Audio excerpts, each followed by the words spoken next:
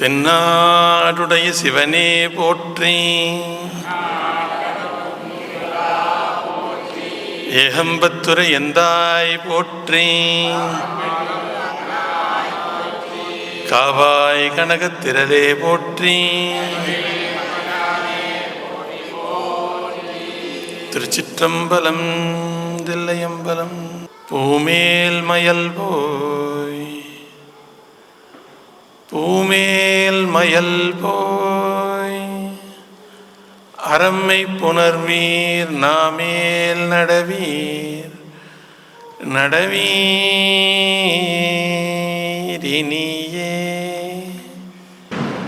நாமேல் நடவீர் நடவீரினியே.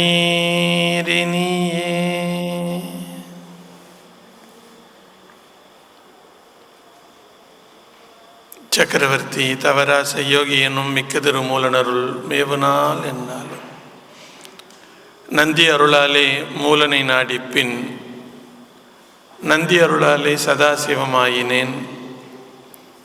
நந்தி அருளாலே மெய் ஞானத்துள் நன்னினேன்.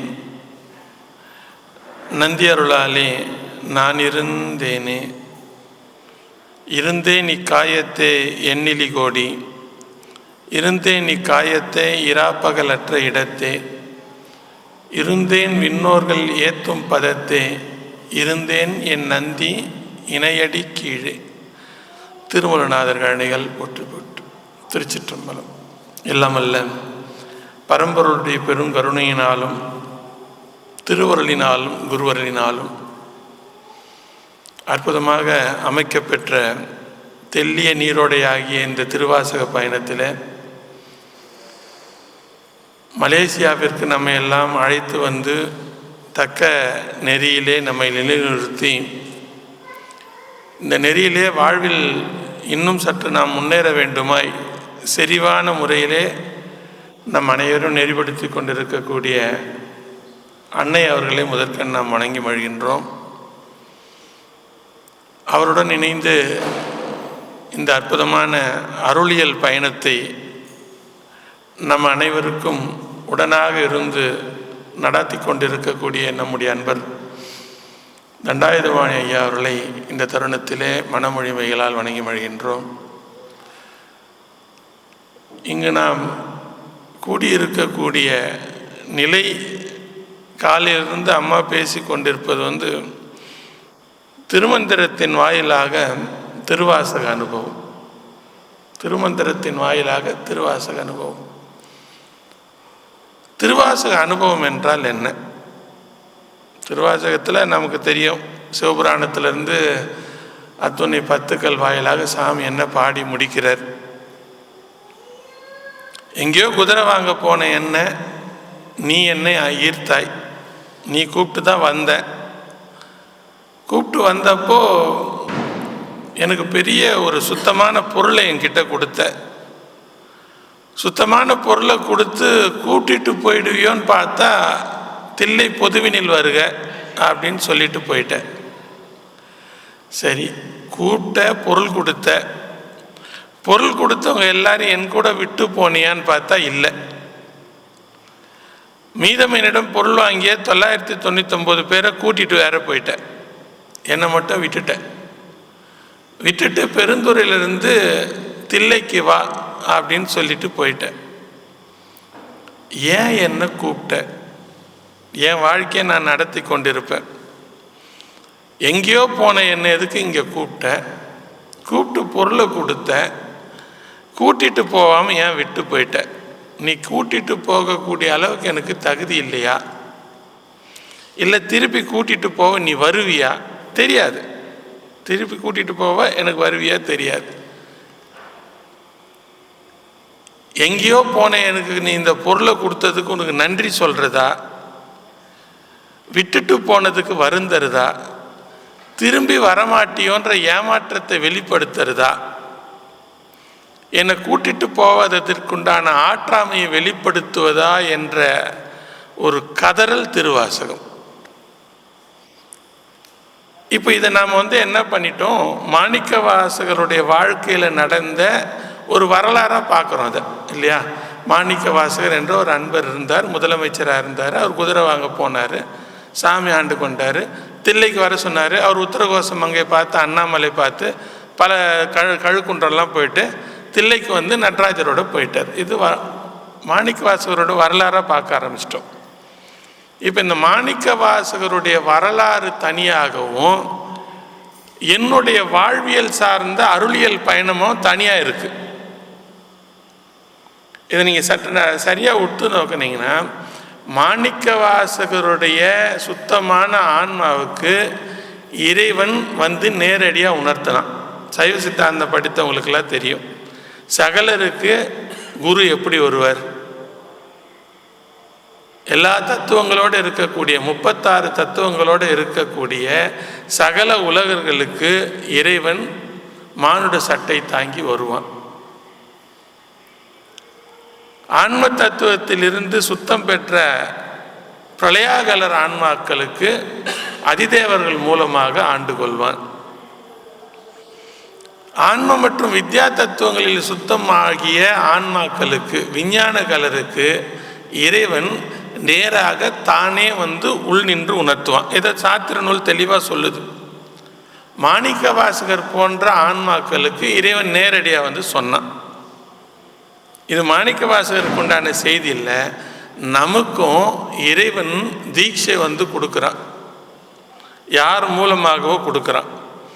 கொடுத்து மாணிக்க வாசகரை போலவே நம்மையும் தில்லை பொதுவினில் வருகன்னு தான் சொல்கிறோம்.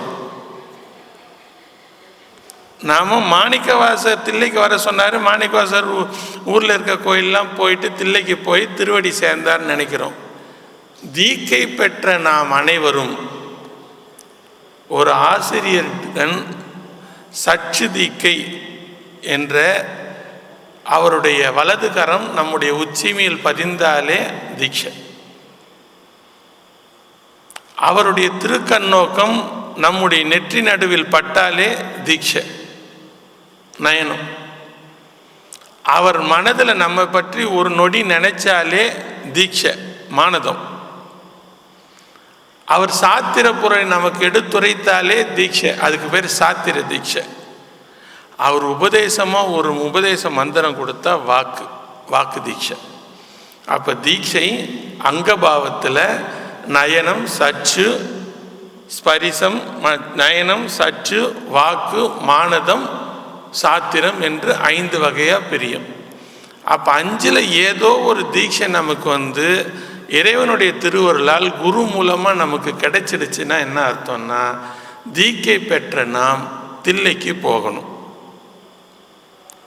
சரி, தில்லைக்கு போகலான்னு உடனே இங்கிருந்து கிளம்பி நம்ம தமிழகத்துக்கு போய் தில்லைக்கு போகிறது அல்ல. உடம்புல தில்லை எங்கே இருக்குன்னு கண்டுபிடிச்சி அந்த தில்லைக்கு போகிறது. மாணிக்க வாசகரும் அதைத்தான் செய்தார். நீத்தல் விண்ணப்பத்தில் உத்தரகோசமங்கையை பற்றி பேசும்போது சாமி என்ன சொல்றாரு? என் உடலிடம் கொண்டாய் உத்தரகோச மங்கைக்கு அரசேன்றார். உத்தரகோச மங்கை நம் உடலிலே ஈசானத்தில் தான் இருக்கின்றது என்பதை எத்துணை அன்பர்கள் நம்ம முயற்சி செய்து காண விழைகின்றோம். இன்றைக்கும் உத்தரகோச மங்கைன்னா எப்படியாவது போய் ராமநாதபுரத்தில் இருக்க உத்தரகோச மங்கையை தான் பார்க்கணும்னு நினைக்கிற மொழிய, நம்முடைய ஈசானத்தை அறிதல்ன்ற முயற்சி இருக்கின்றதா? சிவயோகி எழுதுகிறார், நம் உடலில் ஈசானத்தை உணர்தலே ஒரு சிவயோகியினுடைய மூல சாதன பொருளாக இருக்கணும். எப்போ ஈசானத்தை அறிய முடியும் அது சொல்கிறேன். இப்போது மாணிக்கவாசகர் எல்லா இடத்தையும் சுற்றி தில்லைக்கு வந்து திருவாசகத்தை அவருடைய அனுபவத்தை கொடுத்து இதுக்கு பொருள் என்னன்னு கேட்டப்போ இதுதான் காட்டினார். எதை? நடராசரை காட்டிட்டு என்னன்னாரு, நடராசருக்குள் அவர் மறைந்தார் இல்லை கரைந்தார். கொஞ்சம் லாஜிக்காக பேசலாம். நமக்கு என்னென்னா, எங்களுடைய ஆசிரியர் சொல்லக்கூடிய கருத்து என்னென்னா, நாம் சொல்லக்கூடிய கருத்து அறிவியலுக்கும் அறிவுக்கும் சரியாக பொருந்துவதாக இருக்க வேண்டும் என்பதுதான் அடிப்படை. இப்போது மாணிக்க வாசகர் நடராஜ திருமேனியில் கரைஞ்சார்னா என்ன பொருள்? ஆனால் திருமுறைகளில் இருக்கக்கூடிய நுட்பமே ஆக சிறந்த பல நுட்பங்கள். ஏன்னா அது பதிஞானத்தால் விளைந்தது. நம்மை போன்று பல நூல்களை கற்று பேசியவர்கள் அல்ல, இறைவனை முழுமையாக உள்ளே உணர்ந்து அவர்கள் பெற்ற அனுபவத்தின் வெளிப்பாடு. இறைவன் உணர்த்த அவர்கள் உரைத்தது. ஒரு செய்தி வரும், ஒரு வெள்ளோட்டமாக காணலாத 5 பேர் அறிவும் கண்களே கொல்ல. நம்ம திருமுறையில் படிச்சிருக்கோமா? 5 பேர் அறிவும் கண்களே கொல்ல. 5 பேர் அறிவுனா எது? நம்முடைய ஞானேந்திரியங்கள், கண், காது, மூக்கு, வாய், தோல், உடல். இந்த 5 பேருடைய அறிவு, இதுக்கு பேர் என்னங்க? கண்ணுன்னா கண்ணேந்திரியம், இதுதான் அறிவு. கண்ணுக்கு எந்த வேலையும் கிடையாது, அது சடப்பொருள், அறிவற்ற பொருள். கண்ணின் துணை கொண்டு அறிவது நம்முடைய கண்ணேந்திரியம்தான். இந்த கண்ணேந்திரியம் நாசிக்குண்டான, மூக்குக்குண்டான இந்திரியம், ருசிக்குண்டான இந்திரியம், தோலுக்கு உணர்வுக்குண்டான இந்திரியம், செவி மூலமாக ஒலிக்குண்டான இந்திரியம்லாம் எனக்கு மூளையில் தான் இருக்குது. இதுதான் இந்த 5 பேரோட அறிவு. இந்த 5 பேரோட அறிவும் கண்களே கொல்லன்னா என்னங்க பொருள்? எவ்வளோ தடவை இந்த திருமுறை பாட்டு பாடுறோம். 5 பேர்னு சொல்லும் பொழுதே தூலமாகிய என்னுடைய புலன்களிலிருந்து சூக்குமமாகிய அறிவை சொல்லிட்டாங்க. சூக்குமமாகிய அறிவை சொல்லிட்டு மீண்டும் தூலத்தை பற்றி சொல்ல மாட்டாங்க. சரிங்களா நான் சொல்கிறது லாஜிக்காக? நம்ம தூலத்திலேருந்து சூக்குமத்துக்கு போயிட்டோன்னே மீண்டும் தூலத்தை தொட மாட்டாங்க, சூக்குமத்திலேருந்து அதிசூக்குமத்துக்கு தான் போவாங்க, இல்லைங்களா? 5 பேர் அறிவும் கண்களை கொல்லனா இந்த கண்களை சொல்லலை. இப்போ இந்த கண்ணுன்றது காட்சி. இந்த கண்ணுக்குண்டான தன்மாத்திரை எதுங்க? கண்ணுக்குண்டான தன்மாத்திரை. ஏன்னா நமக்கு சைவத்திலும் சாத்திரத்திலும் இருக்கக்கூடிய தெளிவு. இப்போ கண்ணுனா எது, கண்ணேந்திரியம்னா எது, இந்த என் கண்ணையும் கண்ணேந்திரியத்தை இணைக்கக்கூடிய புலம் என்றால் எது, ஐம்புலம்னா எது, ஐம்பொறினா எது, ஐம்பொறி வாயில்னா எது, இதெல்லாம் தெரிஞ்சாதான் நாம் உலக மயக்கத்திலிருந்து ஒடுங்க முடியும். எப்படி ஒடுங்கிறதுக்கு உண்டான பாதை தெரியும். நான் கண்ணை மூடிக்கிறதுனால கண்ணிந்திரியத்தை ஒடுக்க முடியாது, இந்திரியத்தின் மூலமாகத்தான் கண்ணை ஒடுக்க முடியும். அப்போ இந்த கண்ணையும் கண்ணேந்திரியத்தையும் எனக்கு இணைக்கக்கூடியது தான் புலம். அந்த புலத்திற்கு பேர் ஒலி.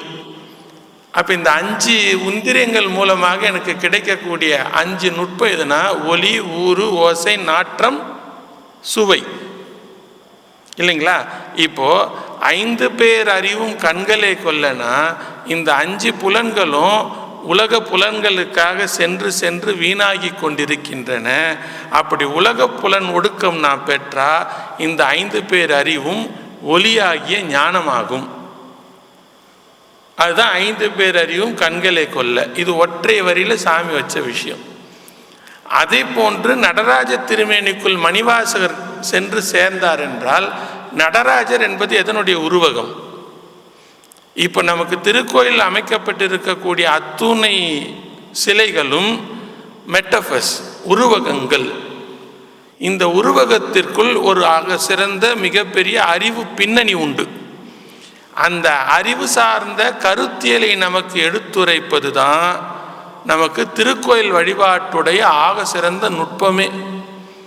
இப்போ மணிவாசக நடராஜ திருமேனியில் சேர்ந்தார்னா நடராஜர் எடுத்துரைப்பது வெளியே.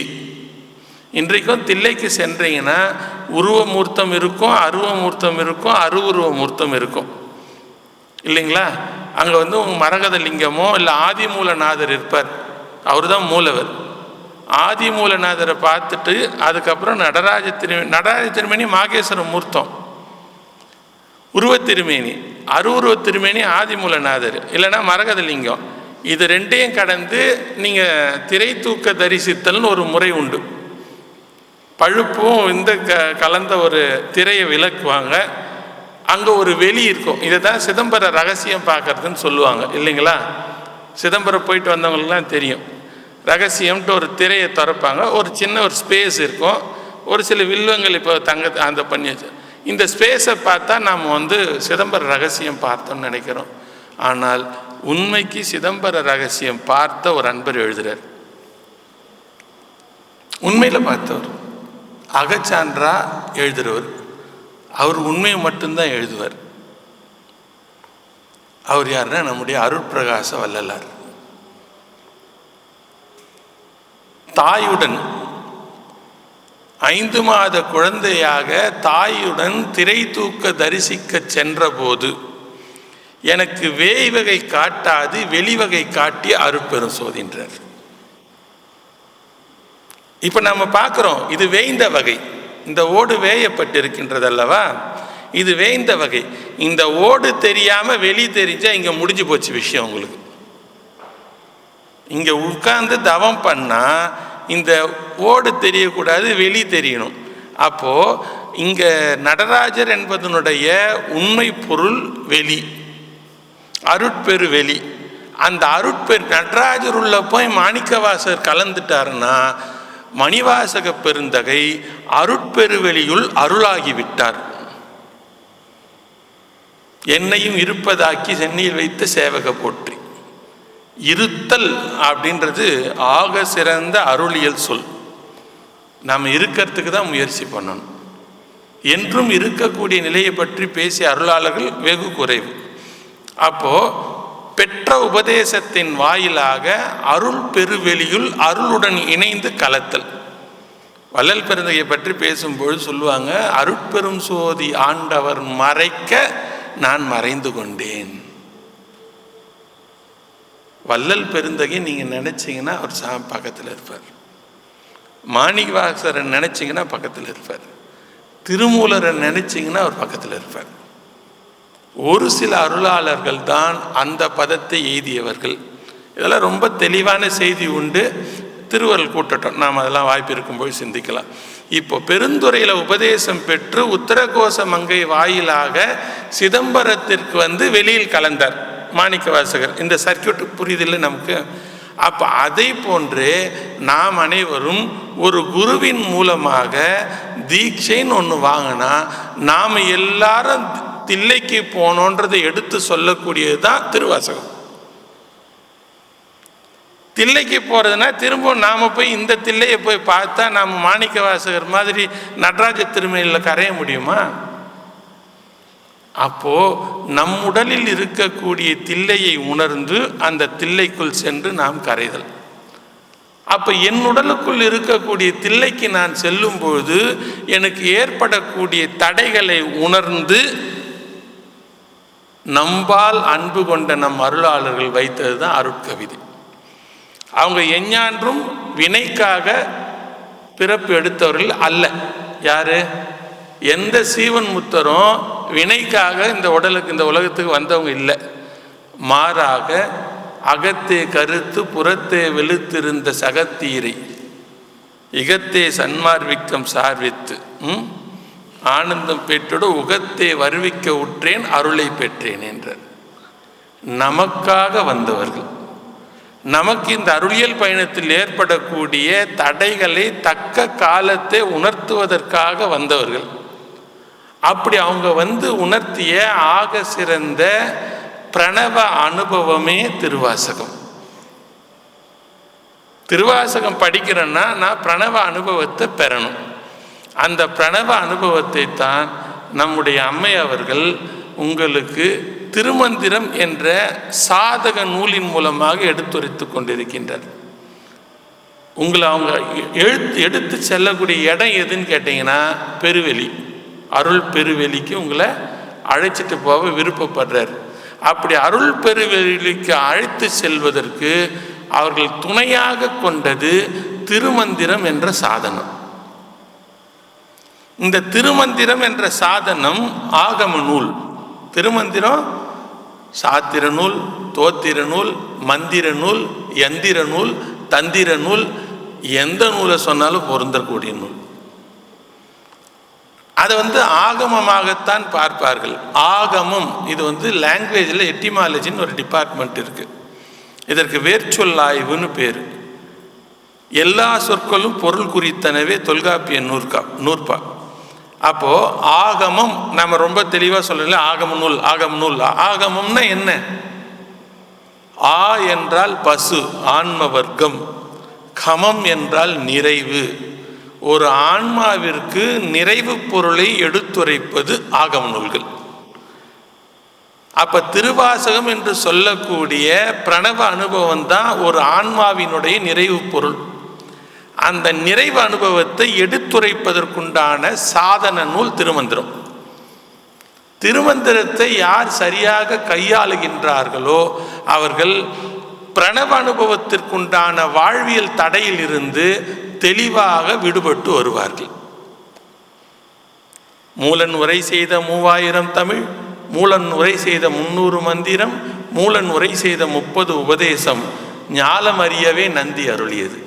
காலை எழுந்து கருத்துடன் ஓதியில் ஞால தலைவனை நன்னலாம். அவ்வளவுதான், அடிஸ்டர். திருமந்திரத்தில் கருத்தை பதிஞ்சா சிவலோகம் நாம் உடலை விட்டு பிரிந்தால் அல்ல. ஒரு திருமந்திரம் பேசுது இத. சித்தரு சிவலோகம் இங்கே தரிசித்தோர். உடலை விட்டு போய் எங்கேயோ கிடையாது, உடலோட பொருந்தி மனைவி மக்கள் தாய் தங்கை எல்லாரோட நண்பர்கள் சக நண்பர்களோட இயல்பு வாழ்க்கையில் வாழ்ந்து கொண்டிருக்கக்கூடிய நம்மை போன்ற சகலர்கள் சித்தரு சிவலோகம் இங்கே தரிசித்தோர். சித்தர் ஆகலாம், சிவலோகத்தை இங்கே தரிசிக்கலாம். சித்தரு சிவலோகம் இங்கே தரிசித்தோர் சத்தமும் சத்த முடிவும் தம்முள் கண்டோர். சத்தமும் சத்த முடிவும் தம்முள் கண்டோர். அவங்க எப்படி இருப்பாங்க? நித்தரு நிமலரு நிராபயர் நீலுபர முத்தர்த்தம் முத்தி முதல் 36. அவர்கள் நித்தராக இருப்பார்கள், நிமலராக இருப்பார்கள், நிராபயராக இருப்பார்கள், நீல்வர திருவருளை பற்றி இருப்பார்கள். அவங்க எப்படி அந்த இடத்துக்கு வந்தாங்க? முத்தர்த்தம், அவர்கள் அடைந்த முத்திக்கு வித்து முதல் 36 தத்துவம் என்ற படிநிலைகளை கடந்து அந்த இடத்துக்கு வந்தாங்க. அவங்க நம்மை போன்ற சாமானியர்கள். அந்த சித்தர்கள் சிவலோகத்தை இங்கே பார்த்தாங்கப்பா.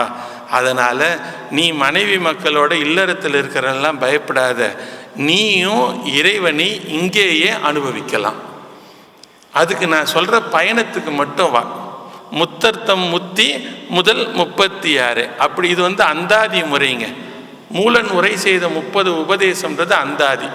ஒரு செய்யுளுடைய கடைசி வார்த்தை அடுத்த செய்யுளுடைய முதல் வார்த்தையோட தொடர்போடு இருக்கும். அந்தம் ஆதியாவது இல்லைங்களா? இதை தான் முத்தர்த்தம் முத்தி முதல் 36ன்னு சொல்லிட்டு 30ம் 6ம் படிமுத்தி ஏனியாய் ஒப்பில்லா ஆனந்தத்து உள்ளொளி புக்கு செப்பரிய சிவம் கண்டு தான் தெளிந்து அப்பரிசாக அமர்ந்திருந்தார். அவ்வளோதான், அப்பரிசாக அமர்ந்திருந்தார். காலையிலேருந்து அம்மா ஒரு சொல்லாட்சி சொல்லிட்டு வராங்க. பேசுவதில் உடன்பாடில்லை, பேசுவதில் உடன்பாடில்லை, பேசுவதில் உடன்பாடில்லை. பாரதியார் கவிதைகள் படித்த அன்பர்களுக்கு தெரியும். பாரதியார் கவிதைகளில் ஆக சிறந்த பகுதி குரு தரிசன படலம். குள்ளச்சாமியுடன் பாரதிக்குண்டான அந்த பரிமாற்றம் அன்பர்களே தயவு செய்து நம் மொழி நூலாகிய தமிழ் கவிதைகள் எடுத்து படித்து பாருங்கள்.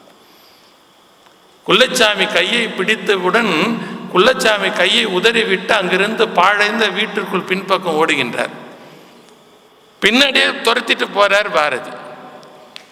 அவரை பார்த்த உடனே உடல்ல வேதித்தல், அல்கமிஸ், இறைவனை வேதியன்னு சொல்றது அவங்க பார்த்தாலே போதும். என்னமோ நடக்குது, என்ன நடக்குது தெரியல.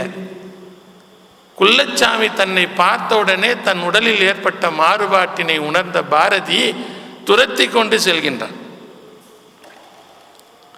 உபதேசம் எல்லாம் கொடுக்கல குள்ளச்சாமி. அங்கிருந்து பாழடைந்த கிணறுல பரிதியை காட்டுறான். முடிஞ்சு போச்சு, போடா இதாண்டா உபதேசம். என்ன பாட்டு அது! பேசுவதால் பலனில்லை, அனுபவத்தால் அறிந்த ஆனந்தம் அடை. சும்மா பேசிட்டே இருக்காது. பெருக்க பிதற்றி பேய்தேர் திரிந்து என் பயன். பல நூல்களை படிச்சுட்டேன்னு சொல்றதுனால என்னப்பா பிரயோஜனம்? பெருக்க பிதற்றி ரொம்ப விலாவாரியா பேசி பேய் போல திரிகின்றாயே என் பயன். விரித்த பொருளுக்கெல்லாம் வித்தாவது உள்ளம். உலகப் பொருள்களை கண்டவுடனே இறங்கி போறியப்பா, நியாயமா? கற்பதும் கேட்பதும் தானே ஏதுக்காக கடபடை என்று உருட்டுதற்கோ 52 கந்தர் அனுபூதியும் சொல்றன்றது இல்லையா? நீத்தல் விண்ணப்பம் முழுமையா சொல்லுவேன்னா சிவபுராணம் 95 எதுக்குன்னு கேட்கிறார். கேட்கறது தாயுமானவர். கற்பதும் கேட்பதும் தானே ஏதுக்காக கடபடை என்று உருட்டுதற்கோ கல்லால் நீழலமர்ந்து சொல்லாமல் சொன்னதனை குறியாமல் குறித்து இன்ப நிட்டை கூட அன்றோம். இது கற்பனை கிடையாது. கற்பனை அற்று கனல் வழியே சென்று சிற்பனை எல்லாம் சிருட்டித்த பேரொலி பொற்பினை நாடி புனர் மதியோடு உற்று தற்படமாகும் தகும் தன் சமாதி. தற்படமாகும் தகும் தன் சமாதி. தற்படமாகும்னா என்னங்க அர்த்தம்? தனிந்து படமானால் அதுவே சமாதி. எப்போ படமாகும்? அடங்காத என்னை அடக்கி வைத்தான், நடந்தாம் செய்தான் நந்தினல் ஞான கூத்தன், இடம் காண பரானந்தத்தை இட்டான், படம்தான் செய்தான். எங்கேயோ ஆடிட்டு இருந்தேன், யார் சொன்னாலும் கேட்கல, புக்கு படித்தோம் திருந்தலை, அப்படிப்பட்ட என்னை அடக்கி வச்சுட்டான்ப்பா. என்ன பண்ணான்னு தெரியல, படம் தான் செய்தான். இப்போ நான் ஆடலை, என்னோட முன்னைய எழுச்சிலாம் இப்போ என்கிட்ட இல்லை. எப்படி அடங்கி போனேன்னு தெரியல. எப்படி அடங்கின தெரியுமா? திருமூலர் கேட்டு அவரே சொல்றார், படம் தான் செய்தான். எப்படி செய்தான்? உன்னை படம் செய்து உன்னுள் அவன் படிந்திருப்பதை உணர்த்தி உன்னை படம் செய்தான். படம் தான் செய்தான், என்னுள் படிந்திருந்து என்னை படம் தான் செய்தான். அப்போ சமாதி கற்பனை கிடையாது, அறிவால் அடையக்கூடிய சுத்த நிலை, அறிவு ஒழிந்த நிலையில அடையக்கூடிய நிலை. இந்த அடைந்த நிலை இருக்கக்கூடிய இடம் அருள் பெருவெளி. அந்த அருள் பெருவெளி அனுபவ நிலை எடுத்துரைப்பது திருவாசகம். அதற்கு அந்த சாதன நூலாக அம்மை நமக்கு திருமந்திரத்தை இந்த பிறவியிலேயே நாம் பெறுவதற்காக அவர்கள் பெற்ற தன்னையே செதுக்கி செதுக்கி கொண்டு அவர்கள் பெற்ற அனுபவ ஞானத்தை நமக்கு தராங்க. இப்போ அவங்க தர சொல்ல முழுவதுமாக நம்மால் வாங்க முடியுதா? இன்னைக்கு காலையில் அவங்க சொன்னதில் சாரமாக ஒரு சில அன்பர்கள்கிட்ட கேட்டாங்க இல்லைங்களா? லஞ்ச் செஷன் முடியறதுக்கு முன்னாடி அந்த ஃபஸ்ட்டு செஷனில் நான் இது வரைக்கும் பேசுனதில் உங்களுக்கு புரிந்தது என்ன? இதில் வந்து நான் ஒரு have to be little bit crystal. எனக்கு என்ன புரிஞ்சுது அது தெளிவாக பேசலாம். இதில் வார்த்தை ஜாலமோ சொல் விளையாட்டோ இல்லை, தெளிவாக பேசலாம். என்ன புரிஞ்சுது? அவங்க வந்து ஒரு ஒலி அனுபவத்தை பேசுகிறாங்கன்னா அந்த ஒலி அனுபவத்திற்குண்டான பாதை என்ன? சாமி அழகாக திருமூலர் எழுதுகிறார் எல்லாத்திற்கும். தன்னை அறிய தனக்கோர் கேடில்லை, உண்மை தன்னை அறிய தனக்கோர் கேடில்லை, தன்னை அறியாமல் தானே கெடுகின்றான், தன்னை அறியும் அறிவை அறிந்த பின் தன்னை அர்ச்சிக்க தான் இருந்தான். முடிச்சு போச்சு வாழ்க்கை. குலசை பண்டிதர் ராமநாத பிள்ளை எழுதும்பொழுது அதற்கு ஒரே எழுதுறார், தன்னை அறிய தனக்கு ஒரு கேடில்லை. உனக்கு உண்மை தெரியணும்னா தன்னைக்கு முன்னாடி சிவபெருமான் போட்டுக்கொண்டார். சிவபெருமான் தன்னை அறிய தனக்கு ஒரு கேடில்லை, சிவபெருமான் தன்னை அறியாமல் தானே கெடுகின்றான், சிவபெருமான் தன்னை அறியும் அறிவை அறிந்த பின் சிவபெருமான் தன்னை அர்ச்சிக்க தான் இருந்தான்.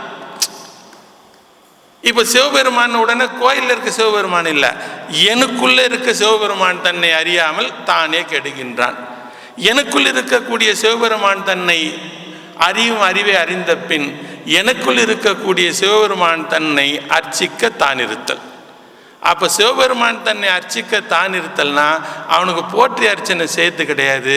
அவன் என்னை வாழ்க்கையில் எப்படி நடத்துகிறானோ அதை அப்படியே மனப்பூர்வமாக ஏற்றுக்குன்னு அவனோட பயணிக்கிறது.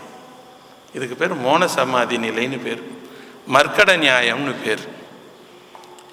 இதெல்லாம் கேட்பதற்காகவா இல்லை வாழ்வில் நாம் அடைவதற்காகவா? அப்போ இந்த செய்தியை சொல்ல வரும்பொழுது இந்த பிரணவ அனுபவம்ன்ற ஒரு கான்செப்ட் நமக்கு ரொம்ப கண்டிப்பாக தேவைப்படுது. அப்போ இந்த பிரணவம் அப்படின்னு சொல்லி நம்ம கந்தபுராணத்தில் கூட படித்தோம் இல்லைங்களா? நம்ம பாலாஜி ஐயா கிட்ட கூட அம்மா வந்து அது வந்து ஆற்று பெருக்கு, எதை எங்கே சொன்னாலும் அம்மா சொல்லுவாங்க, அது வேற. நாமெல்லாம் நீங்கள் சொன்னீங்கன்னா அது சப்ஜெக்ட் என்ன பேசணும்னு கொஞ்சம் படித்தாதான் நம்மளால் சொல்ல முடியும். நான் பாலாஜி ஐயா கிட்ட நான் கேட்டேன், ஐயா என்னைக்கு என்ன பேசணும்னு சொன்னீங்கன்னா, ஏன்னா எல்லோரும் வந்திருப்பாங்க, அவங்க முன்னாடி நான் வந்து எதுவும் உளறிடக்கூடாது, சொன்னீங்கன்னா நான் கொஞ்சம் ப்ரிப்பேர் பண்ணிட்டு வருவேன்னு. அவங்க இல்லைங்கய்யா, நீங்கள் இந்த புராணங்களோடு இருக்கக்கூடிய கருத்தியல் சிந்தனை போல் உங்களுடைய இதை அமைங்கன்னாங்க. அந்த அடிப்படையில் கந்த புராணத்தில் இருக்கக்கூடிய ஒரு சிறிய கதை, மன்னிக்கணும் காலம் எடுத்துட்டேன்னா ஒரு 5 மினிட்ஸில் முடிச்சிடுறேன். இப்போ கந்த புராணத்தில் பிரமனை முருகர் கூப்பிட்டு பிரணவத்துக்கு விளக்கம் கேட்குறார் இல்லைங்களா, நாம் தெரிந்த செய்தி தானே. அப்போது பிரம்மனுக்கு பிரணவ விளக்கம் தெரியல, ஏன்னா பிரமனோட செயல் சக்தி கலை, அது அறிவு. அறிவுக்கு பிரணவ விளக்கம் தெரிய வாய்ப்பு கிடையாது. நல்லா புரிஞ்சுக்கணும் இந்த செய்தியெலாம், நீங்கள் தெரிந்தவங்களாக தான் இருப்பீங்க. நான் எங்கேயோ பேசுகிறேன், அதே ஃப்ளோவில் பேசிடுறேன். பிரணவ விளக்கம் தெரியலன்னு ஒன்று பிரமன் என்ன பண்ணிட்டாங்க, முருகன் என்ன பண்ணார், பிரமனுக்கு சிறை வச்சிட்டார்.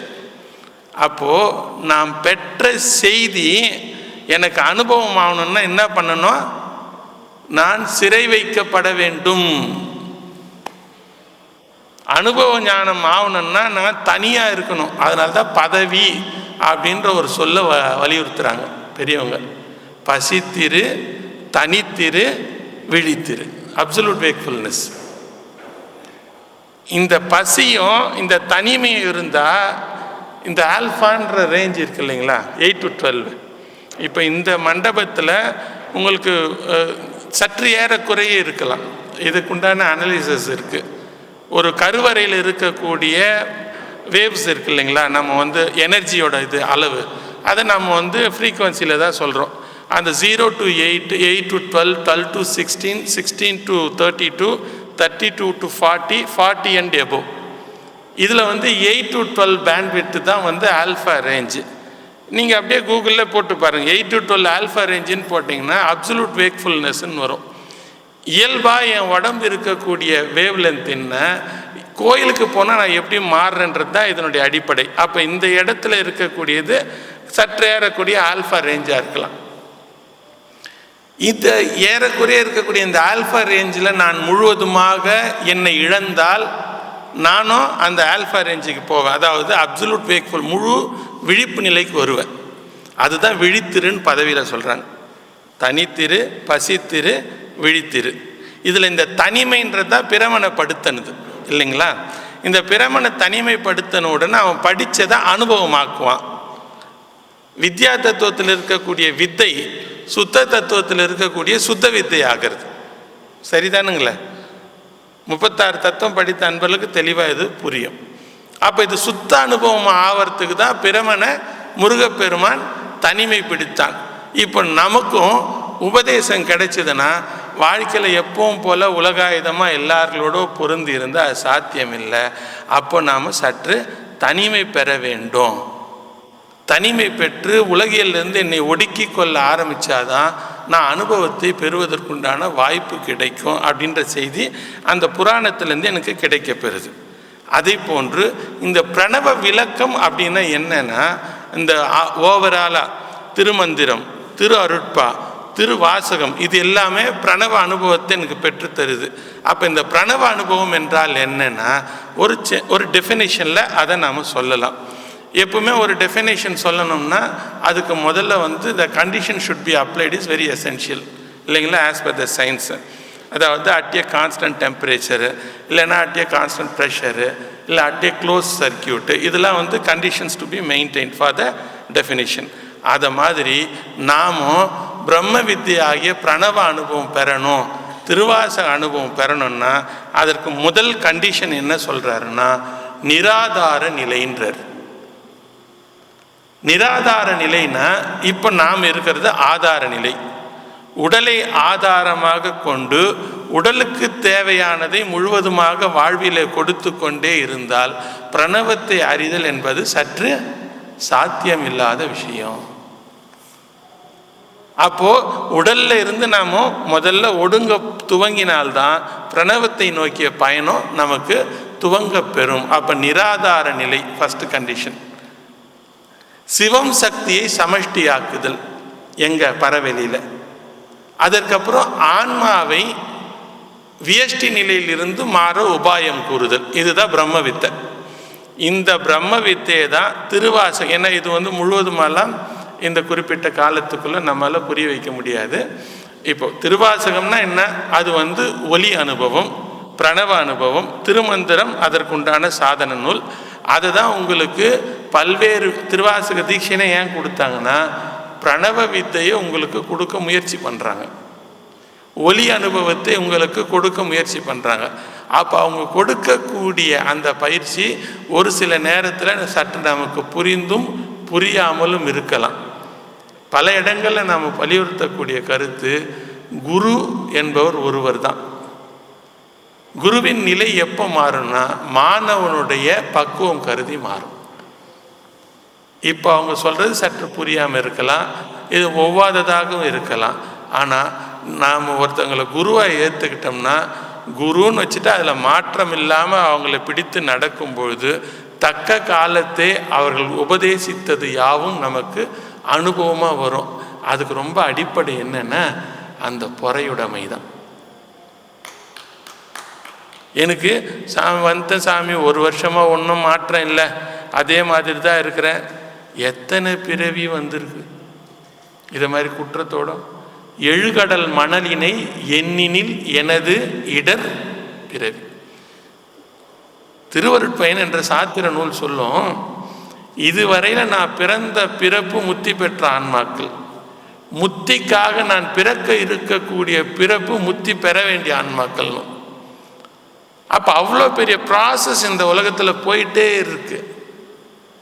இப்படிப்பட்ட உலகத்தில் நம்மளாம் சாமி செலக்ட் பண்ணி இங்கே அனுப்புகிறாருன்னா இது ஏதோ நமக்கு இவர் சொல்லிட்டாரு அவர் சொல்லிட்டாரு தெரியல, முன்னம் செய்த தவத்தினால் நமக்கு அமையப்பெறுவது. நாம் எதுவுமே சான்று இல்லாமல் சொல்ல மாட்டோம். இதற்கு சான்று சிவஞான போதம் 8ஆம் சூத்திரம் முதல் மேற்கோள், முதல் அதிகரணம், முதல் எடுத்துக்காட்டு வெண்பா. எடுத்து படிச்சுப்பார். தம் முதல் குருவுமாகி தவத்தினில் உணர்த்தி விட்டு. இந்த தவம் எப்போ கிடைக்கும்னா முன்னம் செய்த தவப்பேரினால் தான் இந்த பிறவியில் தவம் கிடைக்கும். வாழ்வெனும் மையல் விட்டவர்கள் தான் இங்கே வந்திருக்கவங்க, வறுமை எனும் சிறுமை தப்பியவர்கள் தான் இங்கே வந்திருக்கவங்க, தாழ்வெனும் தன்மை உடையவர்கள் தான் இங்கே வந்திருக்கவங்க. எல்லாரையும் எல்லா இடத்துலையும் சாமி சேர்க்க மாட்டார். வாழ்வெனும் மையல் விட்டு, மயக்கம் விட்டு, வறுமை எனும் சிறுமை தப்பி.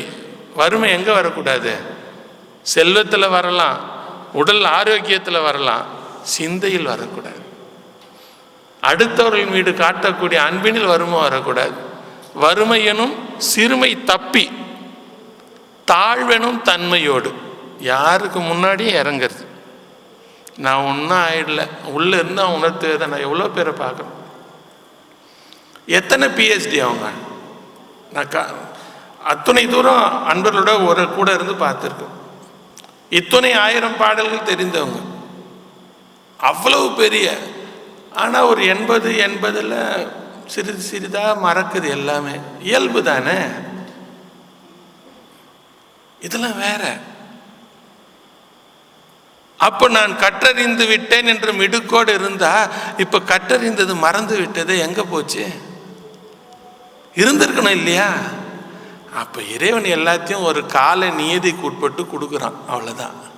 அது கல்வியாக இருக்கலாம், செல்வமாக இருக்கலாம். அது காலத்தை நம்ம கையை விட்டு போயிடும். இருக்கும் வீட்டில் செல்வம், செல்வத்தால் எனக்கு பலன் இருக்காது. கற்ற கல்வினால எனக்கு பலன் இருக்காது.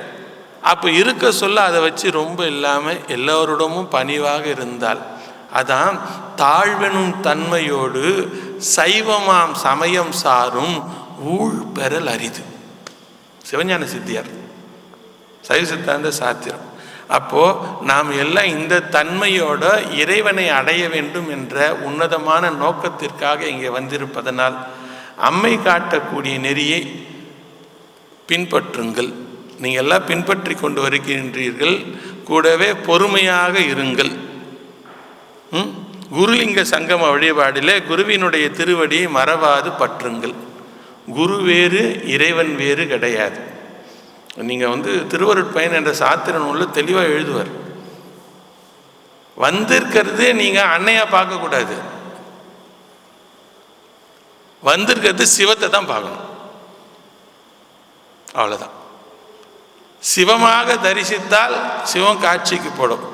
ஏன்னா நம்மால் மற்ற பொருளை சிவத்தை பார்க்கக்கூடிய எபிலிட்டி இல்லை. ஆனால் தன்னையே உருக்கி கொண்ட சுத்த ஆன்மாக்கள் தான் கண்ட சிவத்தை தங்களுக்கு காட்டும். குரு தரிசனம், நீங்கள் திருமந்திரத்தில் குரு தரிசனம், சர்க்குரு தரிசனம், ஞானகுரு தரிசனம் எடுத்து படித்து பார்த்தீங்கன்னா இதற்குண்டான செய்திகள் தெளிவாக கிடைக்க பெறும். எந்த ஆன்மா புருவ மத்தியை விழிப்பித்து உள்ளே இருக்கக்கூடிய வெளியையும் ஒளியையும் நம்மளுக்கு காட்டுகின்றதோ ஊட்டுகின்றதோ அதுவே சர்க்குரு. அழகாக மற்ற இடத்துல எழுதுவார் இன்னொருத்தர், குருட்டனி நீக்கா குருவினை கொல்லார், குருட்டினி நீக்கா குருவினை கொல்வார், குருடும் குருடும் சேர்ந்து குருட்டாட்டம் ஆடி குருடும் குருடும் குழி விழுந்தவார் என்றான். எந்த குருடு? நெற்றிக்கண் விழிப்பிக்காத குருடு. இது நம்ம பொது குருடில் நீங்கள் ஞான நூல்களை தப்பாகவே பார்க்கக்கூடாது. அது குருடுன்னா என்ன அர்த்தம்னா ஞானக்கண் விழிப்பத்தில் இல்லாத குருடு, எல்லாவற்றையும் ஏட்டளவாகவே சிந்திக்கக்கூடிய குருடு. அது தப்பாக பொருள்படுத்திக்க கூடாது. எனவே இறைவனுடைய திருவருளால் நமக்கெல்லாம் ஒரு அற்புதமான வாய்ப்பினை உங்களுக்கு அன்னையின் மூலமாக நல்கியுள்ளார்கள். கொடுக்கப்பட்ட இந்த வாழ்க்கையில், அதுவும் கொடுக்கப்பட்ட இந்த காலத்தை சரியாக பயன்படுத்தி கொள்ள வேண்டியது உங்களுடைய திறம். இதுக்கும் சைவ சித்தாந்தத்தை தான் என்னால் மேற்கோள் காட்ட முடியும். சாமி ரொம்ப வருஷமாக இது போல் துணையெல்லாம் நமக்கு கொடுக்க மாட்டார், ரொம்ப வருஷமாக இணைச்ச வைக்க மாட்டார். இதெல்லாம் நாம் இணைந்திருக்கக்கூடியதெல்லாம் முன்னம் செய்த வினையின் காரணமாக வித்யா தத்துவம்ன்ற ஒரு தத்துவம் இருக்கு இல்லைங்களா? யாருன்னா ஒருத்தர் சொல்லுங்கள், வித்யா தத்துவம் 7 இல்லை, மாயை மேலே இருந்தால் கீழே இருந்தா, ஆன்ம தத்துவ முடிவுனா புருடன், காலம், நியதி, கலை, வித்தை, அராகம், மாயை. இதான்ல இதில் ஆன்ம தத்துவம் கடந்த உடனேயே இருக்கக்கூடிய முதல் தத்துவம் கூட்டு ஆகிய புருடன். அதற்கு இருக்கக்கூடிய முதல் தத்துவம் காலம்தான். அப்போ எந்த காலத்தை எந்த அளவு யாரோட இணையணுன்றது என் வினை. நான் செய்த நல்வினையின் காரணம், இதுக்கு பேர் குலம்னு பேர். குலம்னா நாம் இனம்னு எடுத்துடக்கூடாது.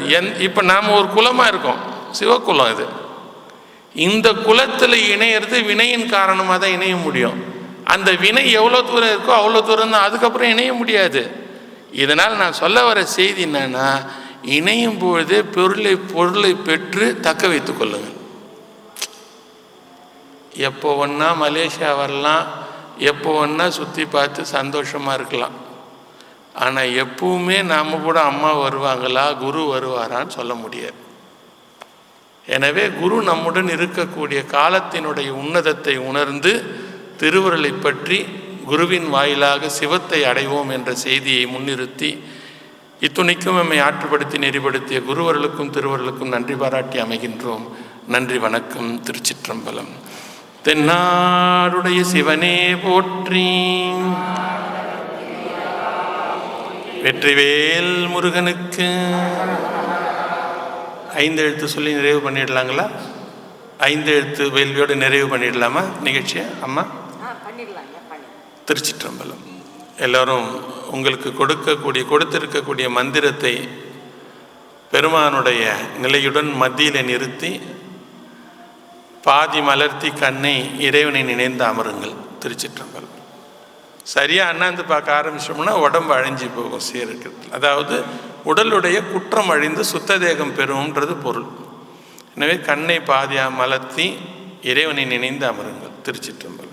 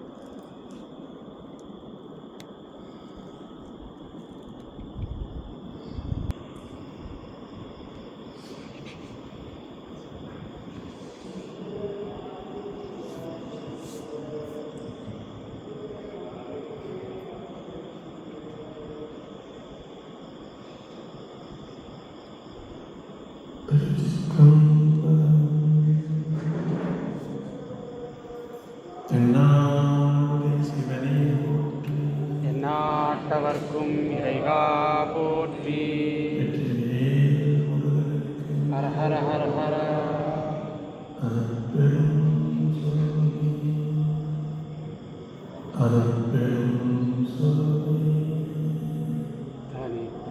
தனித்து